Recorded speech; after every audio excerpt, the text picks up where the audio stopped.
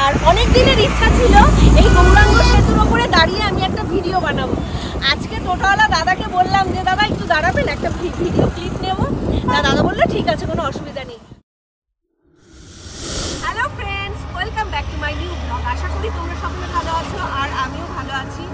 আর এখন যাচ্ছি মামার বাড়ি, আর মামার বাড়ি ভারী মজা, কিলচর নাম। যাই হোক, আমার সাথে যাচ্ছে শ্বেতা, রিমো, অরিত্র, রূপক আর অঙ্কন। এটাতে এই টোটোটায় হবে না বলে অঙ্কন আগের টোটোটায় আছে, আরও অনেকেই আছে। যাই হোক, চলো মামার বাড়ি যাওয়া যাক। আর গল্প করতে করতে উঠে পড়লাম গৌরাঙ্গ সেতুর ওপরে। আর এই সেতুর ওপরে যতবারই উঠি ততবারই আমার চারিদিকের পরিবেশটা এতটাই নজর কাড়ে, যেটা দেখতে দেখতেই ব্রিজটা ক্রস করে ফেলি। চারিদিকটা তোমরা দেখতেই পাচ্ছ কতটা সুন্দর। আর বাঁদিকে দেখো মায়াপুর। আমি জানি না তোমাদের স্পষ্ট বোঝাতে পারছি কিনা, যেহেতু পাথরের তাই আবছা দেখা যাচ্ছে। তাও আমি ভিডিও ক্লিপটা নিলাম এই কারণে যতটা তোমাদের সাথে শেয়ার করা যায়। তা যাই হোক, চারিদিকটা এতটাই সুন্দর আর এতটাই রোদ্দুর ছিল, মানে গরমে কষ্ট পাচ্ছিলাম, তবুও সবাই গল্প করতে করতে পৌঁছে গেলাম মামার বাড়িতে। আর মামার বাড়িতে এসে দেখো এখানে রিমো রয়েছে, রিমোর দুই বন্ধু রয়েছে। তাদেরকে বললাম তোরা দাঁড়িয়ে আছিস কেন গরমে, বাইরে ভেতরে গিয়ে বস। তা ওরা বলল যে না আন্টি, বাইরেটাই ভালো লাগছে, বাইরে যেহেতু গাছ রয়েছে তাই গাছের ছায়া বেশ আরাম লাগছে। তা প্রথম ব্যাচেই আমরাই বসে পড়েছি, কারণ অনেক লোক রয়েছে, সবার ভরসায় বসে থাকলে সবারই দেরি হয়ে যাবে আর সবার একসাথে জায়গাও হবে না। তারপর খাওয়া দাওয়া শেষ করে আমি আর মাসি বিছানার ওপরে শুয়ে পড়লাম। আর এই ঘরটা আমার একটা ফেভারিট ঘর, তার কারণ এই ঘরে প্রচুর স্মৃতি জড়িয়ে রয়েছে ছোটোবেলার, কারণ দিদা এই ঘরটায় থাকতো। তা যাই হোক, তারপরে তো বোনেরা বসলো, কারণ বোনেরা ওয়েট করছিল ভাইয়ের জন্য। ভাই একটা কাজে গিয়েছিল, তাই ভাইয়ের আসতে একটু দেরি হয়েছে, তাই ওরা পরে খেতে বসেছে। আর আমি একটু মানে ওদের সাথে গল্প করবার জন্য উঠে এসেছি। আর তুই হাত ছেড়ে যাবি না রিমো দাদার। হ্যাঁ, আর ওরা যাচ্ছে মায়াপুরে। তা ওর রিমোর যে বন্ধুরা এসছে বলছে এত দূর এসছি, মায়াপুরে যাব না, তাই ওরা এখন বেরিয়ে পড়লো মায়াপুরে। আর আমরা একটুখানি থেকে আবার বিদ্যানগরের বাড়িতে যাব। তা প্রচুর বাইরে রোদ্দুর। তোর মনটা খারাপ হয়ে গেল বল ভাই? তোমাদের খেতে দেয়নি? হ্যাঁ দিয়েছিস। তাহলে এবার চোখ উল্টে যাচ্ছে। আমি ভুলে গেছিলাম। চোখটা সোজা করো না। বলো। আমাদের সেতু মানে আমার ছোট বোন, ওটি এত কাজ করেছে, এত কাজ করেছে, ক্লান্ত হয়ে চোখ মুখ ঢুকে গেছে। এতটাও না, এত বাসন মেজেছে তারপরে টেবিল চেয়ার গুছিয়েছে কার্তিকের সাথে সাথে, প্রচুর কাজ করেছে। বন্ধুরা আমাকে বললো তুমি ব্লগে বলো দিদি। সর্বনাশ বাবা, আমি এই সময় আমি সত্যি ইনোসেন্ট। আমাকে নিয়ে ভাবে চাটাচাটি সারা জীবনই হয়, বন্ধুরাও জানে। আচ্ছা আমরা দাঁড়িয়ে আছি কেন এখানে? জল, আমার গলার আত্মা শুকিয়ে যাচ্ছে, টান টেনে নিয়ে চলে যাচ্ছে উপরে। এত কাজ করেছে, এত কাজ করে ওরা আত্মা শুকিয়ে গেছে। ওরা আত্মার জল দেওয়া হবে, আত্মায় জল দেওয়া হবে। সত্যি সত্যি সত্যি সেটা লেভেলের কথা বলিস, আত্মায় জল শুকিয়ে গেছে। রাহুল কি জল বানাচ্ছে? বাগান থেকে জল হয়ে গেছে। এই কই গেল? জলটা খাও, দেখে ভিডিও দেখে দিচ্ছি। কালো জিরা গাছ বলছে, কালো জিরে গাছ এই যেগুলো শুয়ে গেছে, কালো জিরে যেগুলো নুয়ে পড়েছিল, ঝড় হলো না, ঝড়ে নুয়ে। আর ওগুলো পাট ক্ষেত, তো ওগুলো পাট, এগুলো মেহগুনি গাছের বাগান।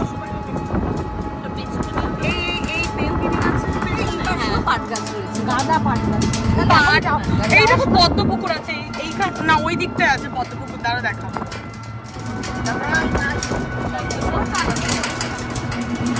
এত পাট,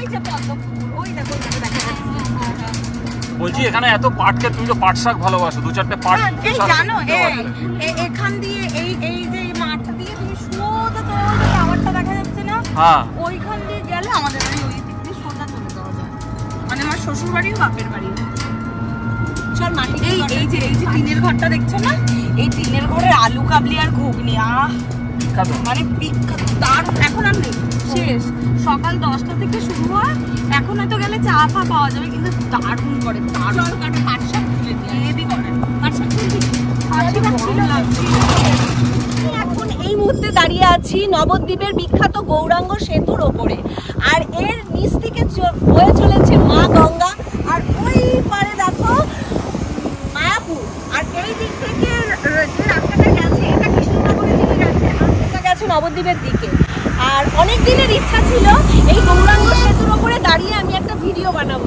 আজকে টোটোওয়ালা দাদাকে বললাম যে দাদা একটু দাঁড়াবেন, একটা ভিডিও ক্লিপ নেবো। দাদা বললো ঠিক আছে, কোনো অসুবিধা নেই। বহুবার এখান থেকে গেছি, আর একটুখানি গেলেই মাসির ইট ভাটাও। তা মাসির গাড়িতে করে, টোটো করে, বাইকে করে অনেকবার গেছি, কিন্তু কোনোদিন দাঁড়িয়ে ভিডিও করার সুযোগ হয়নি। তা আজকে মানে যেহেতু বিকেল হয়ে এসছে, রোদ্দুরটা অনেকটা কম, তাই মনের ইচ্ছা হলো যে একটা ভিডিও বানাই বা ভিডিও ক্লিপ নিই। তা যাই হোক, এদিকে পরিবেশটা খুব সুন্দর, বন্ধুরা চারিদিকটা দেখো, আমার ভীষণ ভালো লাগে। ওই দিকটাও তেমনি সুন্দর। তা টোটোওয়ালা দাদা দাঁড়িয়ে আছে, আর অপেক্ষা করাবো না, এবার আমরা বাড়ি থেকে ও রাহুল আইসক্রিম কিনলো। রাহুল আমাদের আইসক্রিম খাওয়াবে বন্ধুরা। এই আমাকে আইসক্রিম দিবি না? দিবি তো রে। চলো ভালো ছেলে, ভালো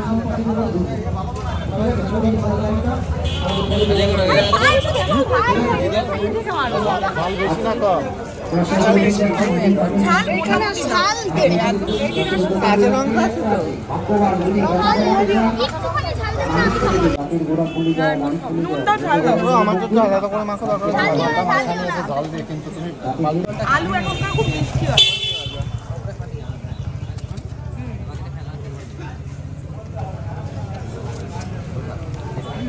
মিষ্টি লাগবে আমার মশলা না, আমাকে ভেঙে দাও। শুভ কোথায়? শুভ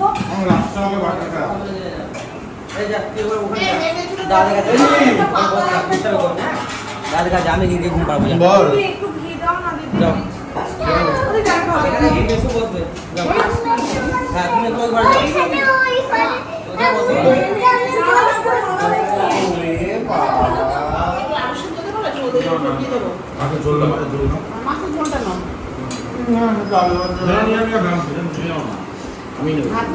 একটু কম খা, কম খা, একটু কম খা, বুঝলি সেটা।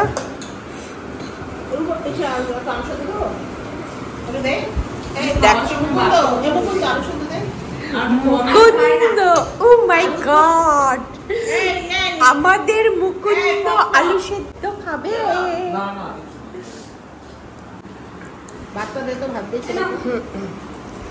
আমাদের মুকুন্দ আলু সেদ্ধ খাবে। হ্যাঁ একটু খাও, এই আলু সেদ্ধ একটু মুকুন্দ খাও। ওই চিটকানি মাছ খাচ্ছিস? মাছটা কেমন হয়েছে? এই শুভ, এই শুভ একটু কম খা।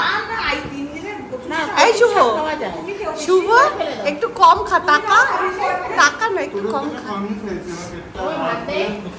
তাই নাকি?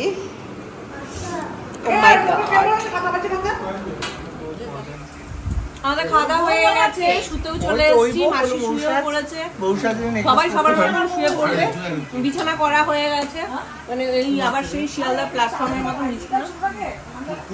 তা যাই হোক বন্ধুরা, আজকের ব্লগটা তো এখানে শেষ করছি। দেখা হচ্ছে কালকে নতুন একটা ব্লগের সাথে। টাটা, শুভরাত্রি।